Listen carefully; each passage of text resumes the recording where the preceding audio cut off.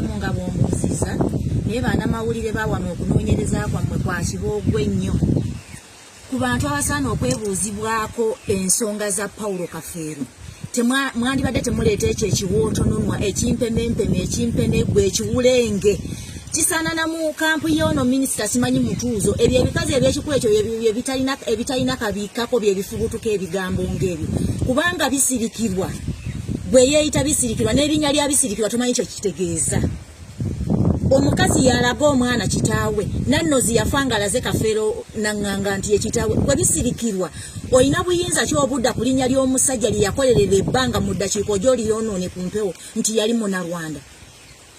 Twagala oveeyo otulage Sezaalawo kuba oli yali bbaawo tulage Sezaalawo kubanze bwe ntunuulira Paulo Kafeero ne baganda be bafaanagana era onyonyole ensi omunnarwanda okuzaala mukazi wa naŋŋanga abaana naŋŋanga yali ali mu kkomero bate yalina maanyi ga kisajja.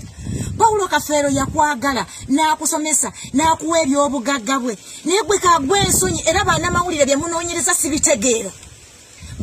Bafaani ba Paulo okuva e Bulaaya bamuleetera omudaali bamuziike nagwo bisirikirwa n'ogumutungulako. Njagala bannayuganda mwekanya akatambi ka Paulo Kafeero nga bamuzinga. Paulo yali tannakutukako nsingo kisiraani gwe n'ozaalira omukyoli byonna tubimanyi ng'anoonya gwe nzija confirmation ya Paulo nga njijja ku ggwe.